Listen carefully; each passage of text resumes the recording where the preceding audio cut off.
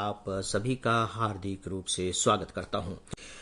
Friends, परसों मेरी पत्नी और मैंने एक शॉर्ट फिल्म देखी जिसका नाम था माई 5 मिनट्स विथ गॉड, मतलब ईश्वर के साथ मेरे 5 मिनट।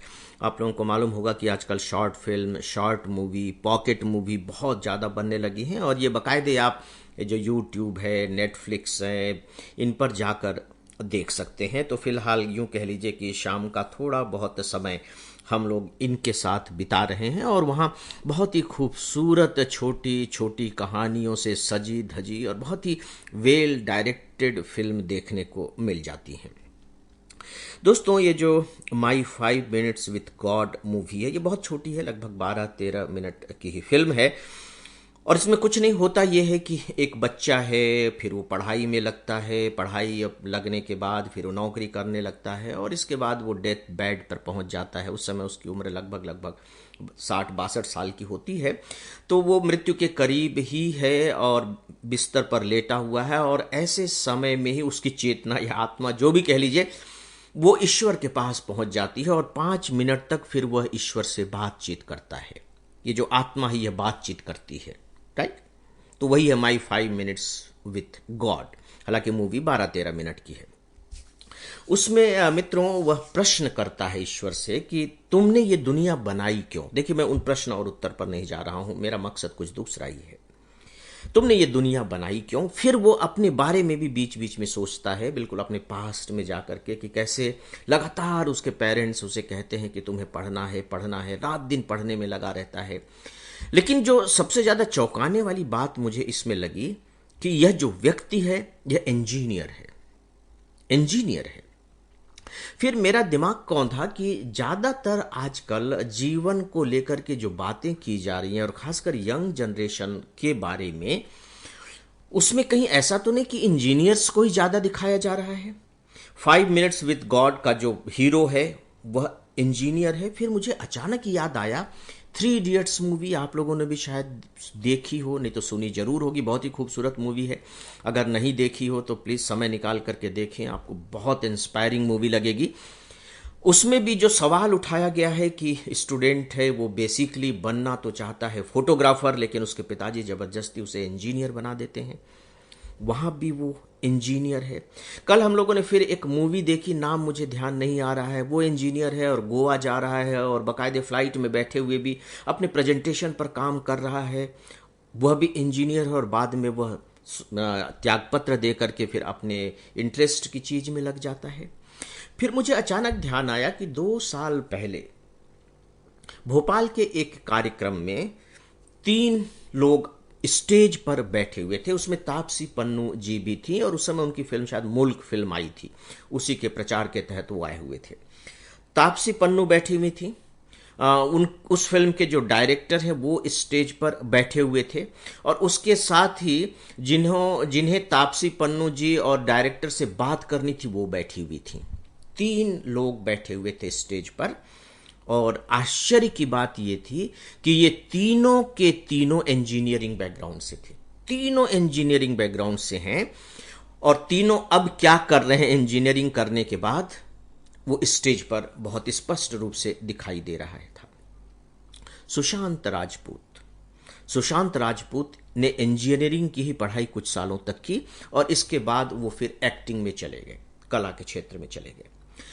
दोस्तों, फिर मेरे दिमाग में ये बात बहुत तेजी के साथ उठने लगी और सच पूछे तो मैं काफी कुछ बेचैन भी हो गया कि भाई, जब इस तरह के सवाल खड़े किए जा रहे हैं जीवन को लेकर के, जीवन के हमारी रुचियों को लेकर के, सवाल तो यही खड़ा किया जा रहा है कि हमारी रुचियां होती कुछ और हैं और जिंदगी में हम कर कुछ और रहे होते हैं। तो उसके लिए जो पात्र चुने जा रहे हैं, जो करेक्टर बनाए जा रहे हैं, वो इंजीनियर ही क्यों हैं? दूसरे क्षेत्र के करेक्टर क्यों नहीं है? क्या जो डॉक्टर्स बन जाते हैं वो ऐसा महसूस नहीं करते? क्या जो एडमिनिस्ट्रेटर बन जाते हैं, ब्यूरोक्रेट्स बन जाते हैं, वे ऐसा महसूस नहीं करते? जो उद्योगपति बन जाते हैं, जो शॉप खोल लेते हैं, अपनी दुकानें खोल लेते हैं, या जो अपने खेती बाड़ी के काम में लग जाते हैं, क्या वे ऐसा महसूस नहीं करते? यानी कि मैं ये कर क्या रहा हूँ, ये मेरी रुचि की चीज़ नहीं है और मैं बिल्कुल परेशान हो गया हूँ और मुझे इसे छोड़ छाड़ करके कोई दूसरा काम करना चाहिए और यह मेरी रुचि है और मैं इस काम को अब करूँ। दूसरों के साथ ऐसा क्यों नहीं होता है? फ्रेंड्स, मैं ये सवाल आप लोगों के लिए भी छोड़ रहा हूँ।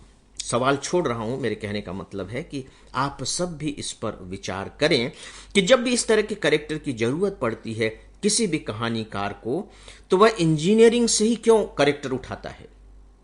ऐसा तो नहीं है कि इंजीनियरिंग ही अभी सब कुछ है, दूसरे क्षेत्रों में भी, नए नए क्षेत्रों में भी आप देखिए कि अवसर उपलब्ध हो रहे हैं, लोग नए नए क्षेत्रों में प्रवेश कर रहे हैं। वहाँ भी अलग परेशानियां हैं, वहाँ भी परेशानियां, ऐसा नहीं कि वहाँ जो भी गया हुआ है वो बड़ा खुश है। देखिए, खुश है दुखी है ये तो एक बहुत ही व्यक्तिगत मामला है और ये बहुत ही गहरा मुद्दा है, आप कह लीजिए प्रश्न है। इसे बहुत सतही तौर पर नहीं देखा जाना चाहिए और सतही तौर पर इस पर बात भी नहीं की जा सकती। लेकिन जब कहानी गढ़ने की बात आती है तो वहाँ इंजीनियर ही दिखाई देते हैं। तो दोस्तों, आप भी इस पर विचार करें, यहां तक कि अपने खुद को रख करके विचार करें कि मैं जो कर रहा हूं क्या सच में मुझे यही करना चाहिए या कि मैं कुछ और दूसरा करने लायक हूं, और अगर करने लायक हूं तो मैं क्यों दूसरा और कुछ नहीं कर पा रहा हूं। इन सब पर विचार कीजिए, बहुत अच्छे तथ्य आपको मिलेंगे। और मेरे कहने का मतलब ये नहीं कि आप विचार करके आप सीधे फिर कदम ही उठा लें और इसे छोड़ छाड़ करके वो करने में लग जाएं, क्योंकि वहां भी फिर काफ़ी व्यवहारिकता वाली चीज़ें दिखाई देंगी। हो सकता है कि वहां भी आपको संकट दिखाई दें, भले वो दूसरे तरह के संकट हो। तो मैं ये कह नहीं रहा हूं कि हर व्यक्ति दुखी है, हर व्यक्ति परेशान है और इसीलिए उसे छोड़ छाड़ करके उस काम में लग जाना चाहिए जो वह करना चाहता है। मैं बिल्कुल ऐसा नहीं कर रहा हूं। मैं तो केवल एक समस्या को जो अचानक मेरे दिमाग में कौंधी है उसे आपके सामने रख रहा हूं। इसके पीछे क्या कारण हो सकता है, क्या हो सकता है? मित्रों, अभी तक बहुत सोचने के बाद जो मुझे एक कारण समझ में आया है, एक कारण, और वो कुल मिलाकर यह कि जो एक इंजीनियर है वो अपने स्टडी पीरियड से लेकर के, अपने अध्ययन काल से लेकर के, और यूं कह लीजिए कि नौकरी करने तक के काल में पूरी तरह से मशीनों के संपर्क में रहता है, या पूरी तरह से न कह लीजिए तो ज़्यादातर मशीनों के संपर्क में रहता है। हाँ, जब वो बड़ी बड़ी कंपनियों में काम करने लगता है और जब सीनियर लेवल पर पहुंचता है और जब उसे मैनेजमेंट की जिम्मेदारियां मिलती हैं, तब भले ही उसके कार्य क्षेत्र में थोड़ा सा फैलाव होता हो, अदरवाइज हर समय वह मशीन के सामने बैठा हुआ है। मशीन की जगह आप कंप्यूटर शब्द का इस्तेमाल कर सकते हैं। ह्यूमन इंटरेक्शन उसका बहुत ही निग्लिजेबल हो गया है, नहीं के बराबर हो गया है। और मजेदार बात है कि जब भी इस तरह के सवाल खड़े किए जाते हैं, इस तरह के कैरेक्टर्स गढ़े जाते हैं, तो उन्हें किसी बहुत बड़े कारपोरेट में काम करता हुआ दिखाया जाता है कि वो बहुत बड़ी कंपनी में काम कर रहे हैं और उनके ऊपर काम का बहुत जबरदस्त दबाव है। इतना जबरदस्त दबाव है कि उनके सामने अपने जीवन के लिए कोई गुंजाइश ही नहीं बच गई है, न परिवार के लिए, न अपनी रुचियों के लिए, किसी भी चीज के लिए नहीं। वो कैरियरिस्ट हो गए हैं और केवल अपने कैरियर के लिए काम कर रहे हैं। ये उभरती हुई एक नई संस्कृति है कह लीजिए, या कह लीजिए कि आज के युवाओं की एक नई महत्वाकांक्षा है। दोस्तों, इस पर आप सब भी विचार कीजिएगा, प्लीज़ इस पर आप सब भी विचार करें। और कुछ नई बात अगर मेरे दिमाग में आई तो डेफिनेटली इसको लेकर के हम लोग आज के जीवन पर आगे चलकर कभी बातें करेंगे। तो फ्रेंड्स, अब आज बस इतना ही। नमस्कार।